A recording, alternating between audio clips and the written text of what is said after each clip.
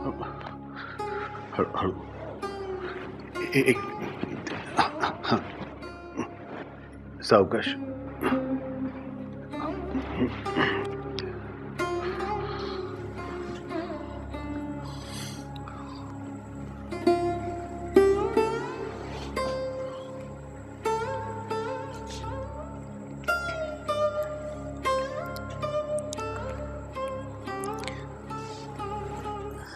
कसे आहात? बरं आहे बरं आहे. ती मुलगी आपली.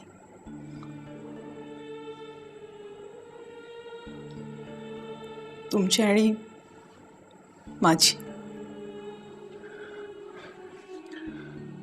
पण मला काहीच माहित नव्हतं.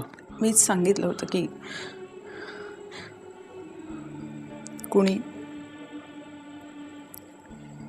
कुणी सांगू नका म्हणून. का?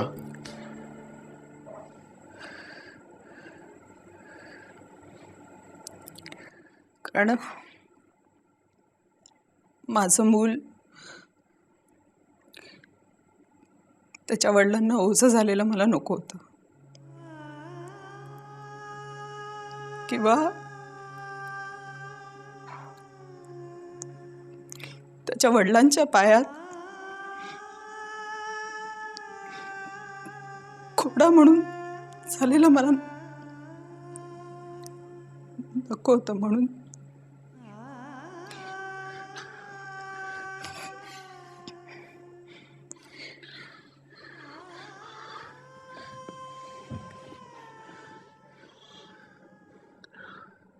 पण तरी सुद्धा मला आता बाहेर अशी अचानक माझ्या समोर आली ती. आणि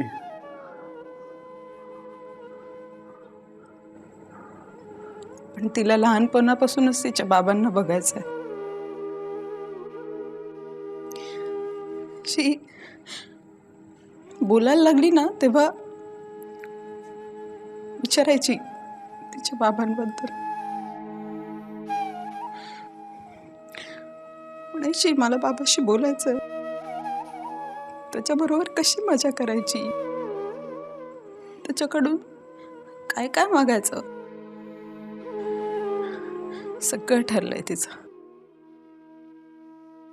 बाबाची सगळी कल्पनाचित्र तिच्या वयांमध्ये रंगून झालीत. पण जानवी, हे सगळे अचानक इतकं समोर आलंय की ती समजू शकते. म्हणूनच तुमच्याबद्दल अजून काहीही सांगितलेलं नाहीये तिला. तुम्हीच सांगा तिला. योग्य वेळी योग्य शब्दात. पण हे सगळं म्हणजे गौरी कधी? मलाही कळलं नाही. मला दिवस गेलेत ते. तुम्ही असे शांत स्वतःच्या विचारात घडलेले असायचं. कुणाशी काहीही बोलायचं नाही.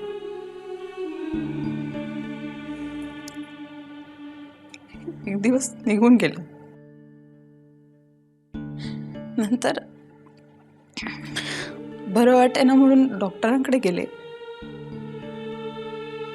म्हणाले दिवस गेले.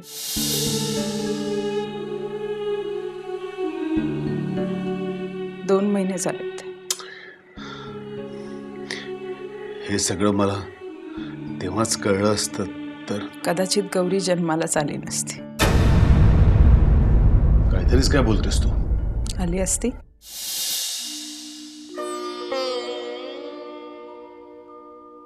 नाही, पण मला काही दुःख वाटत नाही. तुम्ही नसताना गौरीमुळेच माझं जगणं मला सुसह्य झालं. मला फार गिल्टी वाटतंय आता. नाही, पण तुम्ही नका वाईट वाटून घेऊ. तुमचं काही चुकलेलं नाही. उलट केलं ते बरोबरच केलं. जिथून तुमचं तरी आयुष्य घडलं. तुम्हाला जे जे हवं होतं ते सगळं मिळालं.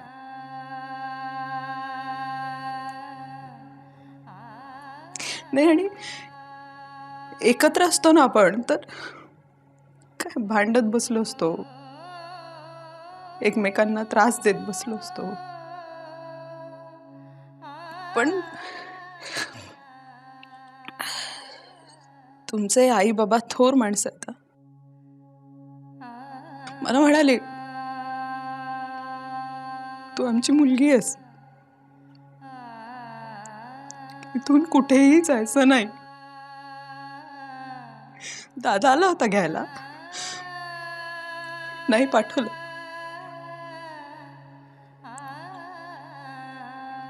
खरं सांगू का, मलाच जावं असं वाटलं नाही. इथल्या माणसांचा इतका लढा लागला म्हणून सांगू ना.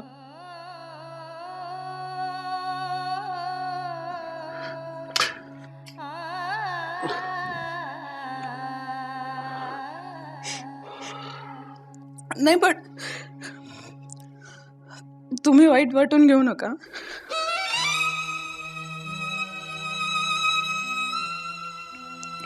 तुमच्यावर माझा काहीही राग नाही, काहीही मागणं नाहीये, कसलाही आरोप नाहीये.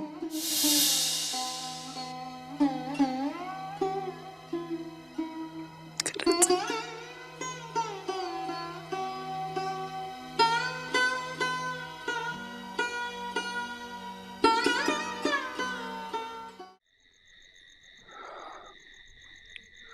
आबा,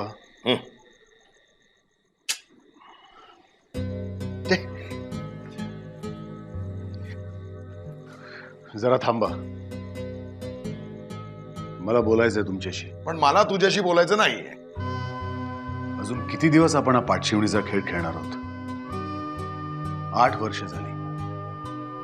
तुम्ही तुमच्या संतापाचं ओझं बाळगताय आणि माझ्या पाठीवर अपराधाचं ओझं लागतंय. तुझ्यासाठी प्रत्येक गोष्ट म्हणजे बोजाच आहे रे. हे घर, आई वडील, बायको आणि आता मुलगी. हा काय? तसं बिलकुलच नाही आबा. या सगळ्या जबाबदाऱ्या मला आनंदाने घ्यायच्या होत्या, घ्यायच्या आहेत. पण त्याकरता मानसिक शांतता लागते, समाधान लागतं, जे मला इथे नव्हतं मिळत. हो, पण मग त्यासाठी घरादारावर लाथ मारून, बायको मुलांना वाऱ्यावर सोडून, नाकात वारं शिरलेल्या गुराप्रमाणे उधळावं लागतं, नाही का? प्रत्येक वेळ तुम्ही असंच म्हणता आबा. मला नाही वाटतं मी काही चूक केली आहे. मला सांगा, मी कोणाला अंधारात ठेवलं का? प्रेमाची खोटी आश्वासनं देऊन पळून गेलो का मी? हे तुझं तू ठरवलंयस ना. मग या निष्फळ चर्चेला अर्थ काय उरला रे? कारण तुम्ही माझे वडील आहात आणि मला असं वाटतं की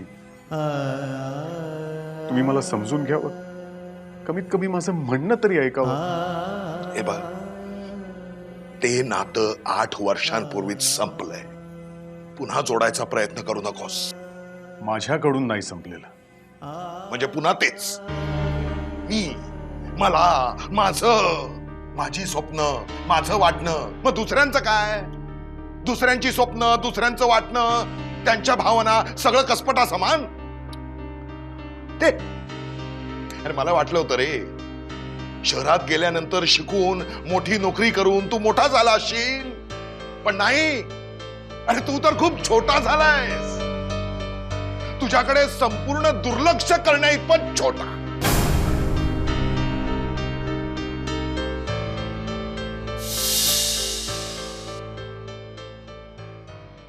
किरण, किरण, किरण, किरण, किरण, जान्हवीची तब्येत अचानक खूप बिघडली आहे रे. मला डॉक्टरांचा नंबर दे, मी त्यांना फोन करतो.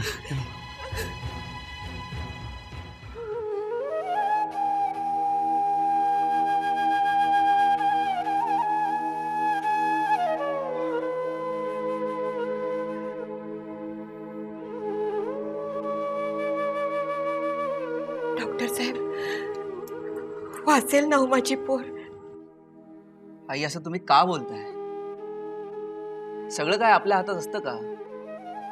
आपण आपलं काम चोख करायचं, बाकी सगळं परमेश्वरावर सोडायचं. असं कसं म्हणता हो तुम्ही? तिचं जायचं वय आहे का हो? तिच्याऐवजी मला घेऊन जा म्हणावं तुमच्या त्या वरच्याला. आई तुम्ही असा त्रागा करून घेऊ नका, याने तुमच्याच तब्येतीला त्रास होईल. आणि मी आज रात्रभर कुठेही जाणार नाहीये, तुम्ही इकडेच बसा. काय लागलं तर मला हाक मारा.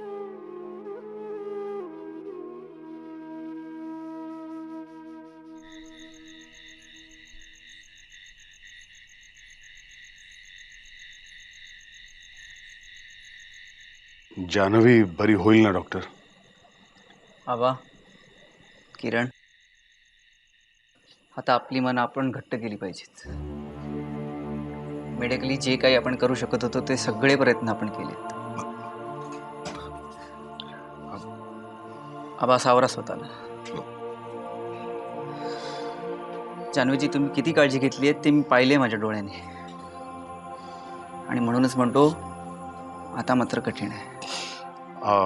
मी काय म्हणतोय डॉक्टर, की समजा आपण जान्हवीला पुण्या मुंबईच्या कुठल्या मोठ्या हॉस्पिटलमध्ये शिफ्ट. अहो डॉक्टर, जरा सांगा याला, सांगा. आजारी माणसाला फक्त औषध देऊन चालत नाही, त्याला आधाराची आवश्यकता असते. आपली माणसं हवी असतात आपल्या जवळ. सांगा जरा त्याला. मूर्ख. आबा, तुम्ही त्रास करून घेऊ नका, ह्याने तुमचीच तब्येत खालावी.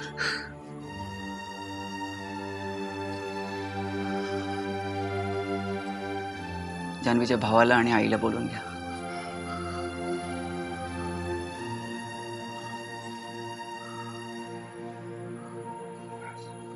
आई, मी तुला औषध देते. हा, तुला खूप बरं वाटते. बरं वाटतंय की नाही?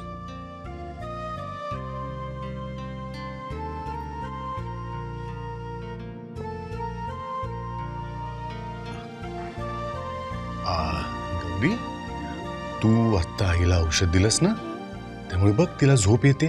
चल. अरे काका, पण हे झोपायचं औषध नाही, बरं व्हायचं औषध आहे.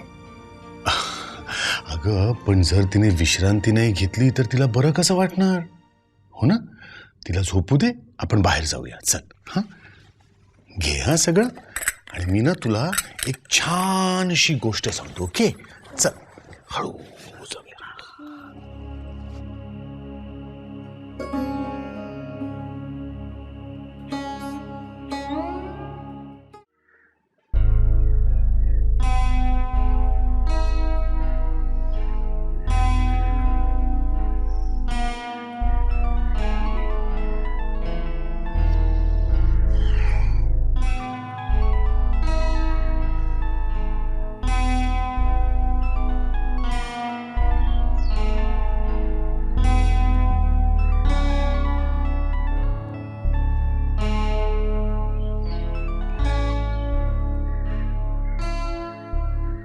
हा, बोल ग. अरे हा बोल, काय गेलास तू तिकडचाच झालास? फोन नाही की काय नाही?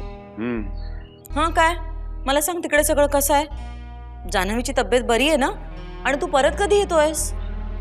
नीता, तू जरा माझं ऐकणार आहेस का? इथे आल्यापासून एका विचित्र परिस्थितीत अडकलोय मी. काय झालं? Anything serious? हो, पण मी आता तुला फोनवर नाही सांगत. घरी आल्यावर बोलू आपण. मग तू कधी परत येतोयस? हे माहित नाही ग. अरे माहिती नाही म्हणजे काय? मी अशी किती दिवस वाट बघायची? अगं, असं काय करतेस तू? जान्हवीची तब्येत कशी तुला माहिती आहे ना, सिरियस आहे ती. शेवटचे काही तास पोचते. तिला अशा अवस्थेत सोडून कसं येऊ मी? आणि सारखं काय तुझं मी माझं असं का? नाही, बरोबर आहे तुझं. I am sorry. मी सुद्धा तुला असं बोलायला नको होतं. सॉरी. नाही, तू तिकडे थांब, आणि सगळं व्यवस्थित करून मगच परत ये. मी तुला डिस्टर्ब नाही करणार. थँक्स. तू निनादकडे गेली होतीस ना ग? हम्म, काय म्हणाला तो? काय नाही, वेट अँड हॅव पेशन्स असं म्हणाला. माझ्या नशिबी मूल आहे की नाही कोणाच ठाऊक. नीता, तू वाईट नको. मी आता फोन ठेवतो, तुला नंतर फोन करतो. हां, बाय.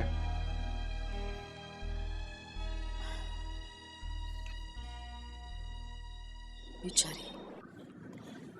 काका, काल तुम्ही मला एक गोष्ट सांगितली नाही ना, आज मी तुम्हाला एक सांगू. तू गोष्ट सांगणार आहेस? सांग ना. कसली सांगतेस गोष्ट? वाघाची की परीची? मी ना तुम्हाला एका मुलीची गोष्ट सांगणार आहे. तिचं नाव असतं गौरी. गौरी? मी ओळखतो का ग तिला? काका, असं मध्येच बोलू नका ना, मग विसरेल बघा मी. ओ सॉरी सॉरी सॉरी. एक ना मुलगी असते गौरी. ती आणि ना तिचे बाबा ना एका मोठ्या जंगलात फिरायला जातात. घोडे बघतात, हरिण बघतात, ससे बघतात, हत्ती बघतात आणि खूप खूप मजा करतात. तेवढ्यात ना सिंहाची डरकाळी येते. तो आवाज ऐकून ना गौरी खूप घाबरते आणि बाबांना घट्ट मिठी मारते.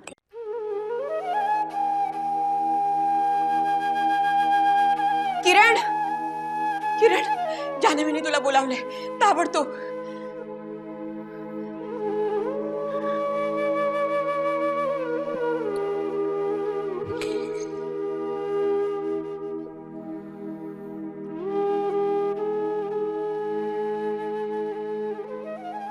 जानवी,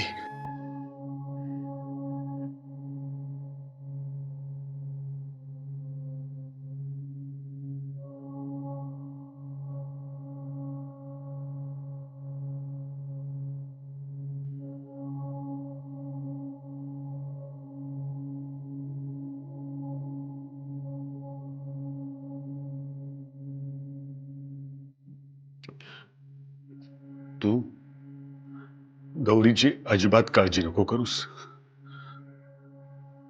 मी नीट सांभाळेन ती.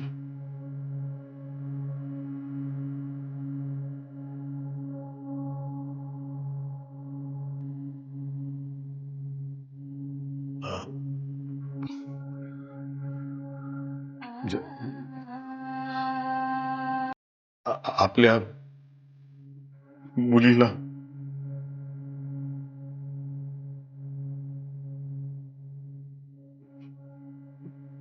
मी अगदी सुखात ठेवीन जानवी.